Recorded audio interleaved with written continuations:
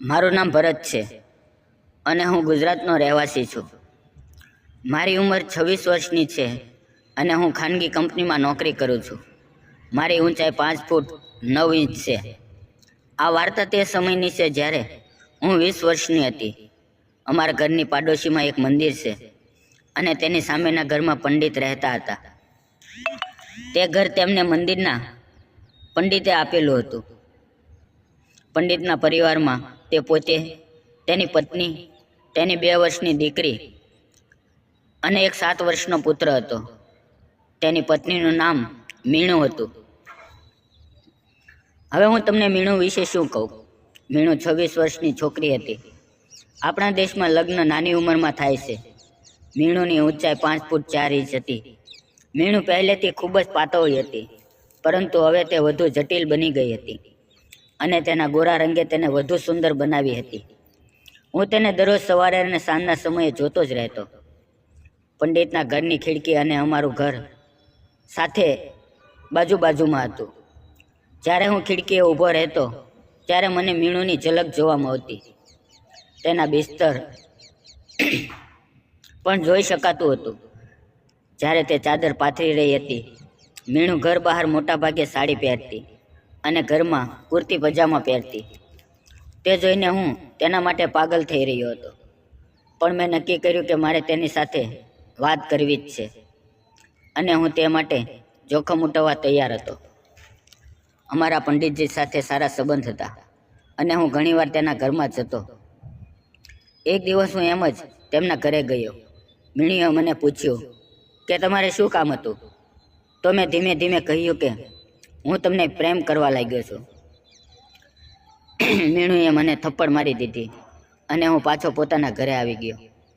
પછી મારી હિંમત ન રહી કે હું વાતને આગળ વધારું.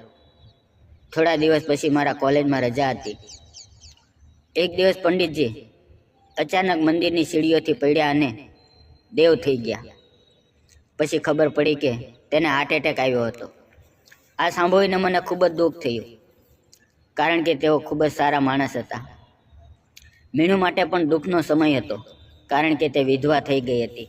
તે એકલી હતી અને તેના બાળકો નાની ઉંમરના હતા અને તે નાની ઉંમરે વિધવા બની ગઈ હતી.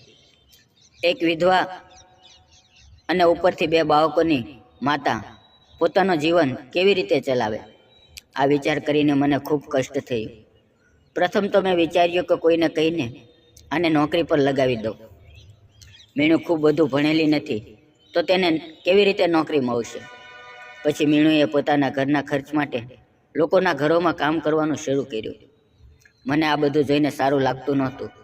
હું તેને રોજ લોકોના ઘરમાં કામ કરતા જોઈ રહ્યો હતો. ત્યારે મને ખૂબ ખરાબ લાગતું. હું વિચારતો હતો કે હું શું કરું જેથી તેના ઘરનો ખર્ચો પણ ઠીક રીતે ચાલે અને તેને લોકોના ઘરોના કામ ન કરવા પડે. થોડા દિવસો પછી ફરી હું તેની માટે પાગલ બની ગયો. હું સવાર અને સાંજના સમયે તેને મારી બારીમાંથી જોતો રહ્યો. ત્યાર પછી મીણુ ખિડકી સામે આવી. મેં તેને જોઈ. તે દિવસે જોયું તો તે ખિડકીની વચ્ચે ઊભી હતી અને મારી તરફ જોઈ રહી હતી. હું નજર ખસેડવા જઈ રહ્યો હતો ત્યારે તેણે મને જોઈને સ્માઇલ આપી. તેની સ્માઇલ જોઈને હું સમજી શક્યો નહીં કે તે કેમ હસી રહી છે. હું પણ તેને સ્માઇલ આપવા માંડ્યો. ત્યારથી અમારા વચ્ચે સ્માઇલનો અભ્યાસ ચાલુ થઈ ગયો. મને લાગ્યું કે જે પહેલાં થયું નહોતું તે હવે થઈ શકે છે. પછી એક દિવસ મેં તેને મારા મોબાઈલ નંબર આપવાનો સંકેત આપ્યો. હું ડરતો હતો કે કોઈ તકલીફ ના થાય, પરંતુ એવું ન થયું. તેણે મારા માટે એક કાગળ પર મોટા અક્ષરોથી ફોન નંબર લખીને આપ્યો. ત્યાર પછી મેં તેને મેસેજ મોકલ્યો, હેલો મીણુ, કેમ છો? તેણે જવાબ આપ્યો, હું સારી છું, તમે કેમ છો? પછી મેં જવાબ આપ્યો કે હું મજામાં છું. હું ખૂબ જ શર્મિંદો છું. મેં તારી સાથે જે વર્તન કર્યું હતું તે માટે હું માફી માંગુ છું. મીણુએ કહ્યું, હાય રામ, મારી પણ મોટી ભૂલ હતી. મેં જ્યારે પહેલી વખત થપ્પડ મારી તો ફરીથી પૂછવાની હિંમત કેવી રીતે થઈ? મેં કહ્યું, એવું નથી. ઘણીવાર પહેલી વખત થપ્પડ મારનાર બીજી વખત માન આપી જાય છે. પછી મેં પૂછ્યું, જો હું તમને મારી ગર્લફ્રેન્ડ બનાવવાની વિનંતી કરું તો શું તમે હા કહેશો?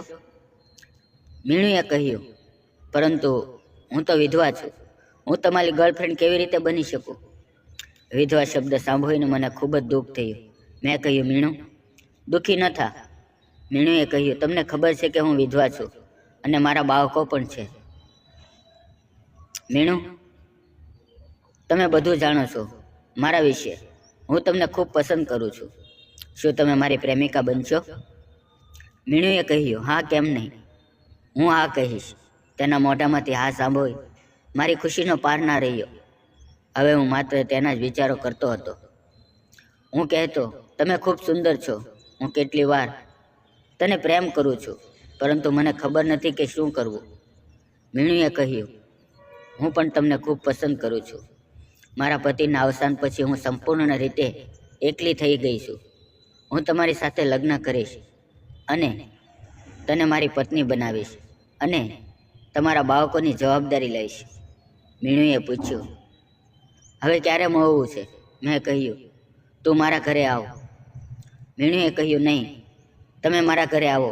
હું આખા દિવસ એકલી રહી છું. ગુડિયા સાંજે શાળાથી આવે છે અને નાનો બચ્ચો ઊંઘતો રહે છે. મેં કહ્યું, સારું, હું આવી જઈશ. આ બધી ચર્ચા કરીને અમે ફોન બંધ કરી દીધો. હું તેના ઘરે ગયો. તે ઘરમાં એકલી હતી. બાળકો શાળાએ ગયા હતા. તેથી તેણે મારા માટે ચા બનાવી. તેણે ઘણું બધું કહ્યું અને કહ્યું કે પંડિતજી જ્યારે આ દુનિયામાંથી ગયા ત્યારબાદ હું એકલી થઈ ગઈ છું. હવે દુનિયામાં મારી સાથે કોઈ નથી, મારા બાળકો સિવાય. હવે હું બીજી વાર લગ્ન કરવા ઈચ્છું છું, કેમ કે મારી પાસે પતિનો સાથ હોય અને મારા બાળકોને પણ પિતા મળે. મેં કહ્યું, તું ચિંતા ન કર, હું તારી સાથે છું. હું તારી સાથે લગ્ન કરીશ અને તારા બાળકોને પણ સ્વીકારી લઈશ. આ અંગે મેં મારા ઘરમાં ચર્ચા કરી. પહેલાં તો મારા ઘરના લોકોએ ઇનકાર કર્યો, પરંતુ મેં ઘણા સમજાવ્યા પછી તેઓએ મને રજા આપી. પછી ખૂબ જ સાદી રીતે અમારા લગ્ન થઈ ગયા. આ લગ્ન વિશે કોઈને પણ ખબર નહોતી અને અમે આ વાત સંબંધીઓને પણ જણાવી નહોતી. મિત્રો, આ વાર્તા સારી લાગી હોય તો કોમેન્ટમાં કહેજો કે મેં સારું કર્યું કે નહીં. મિત્રો, વિડીયો પસંદ આવ્યો હોય તો વિડીયોને લાઇક અને ચેનલને સબસ્ક્રાઈબ જરૂર કરજો. ફરી મળશું આપણે એક નવા વિડીયોમાં. ત્યાં સુધી આવજો. અને મિત્રો, વિડીયોમાં આવેલા નામ, પાત્ર અને ઘટના ફક્ત કાલ્પનિક છે. તેનો કોઈ પણ વ્યક્તિ સાથે સંબંધ નથી. આભાર. તો ફક્ત અને ફક્ત મનોરંજન માટે બનાવવામાં આવેલો વિડીયો હતો. વિડીયો પૂરો જોવા બદલ આપ સૌનો ખૂબ ખૂબ ધન્યવાદ. મિત્રો, આવજો.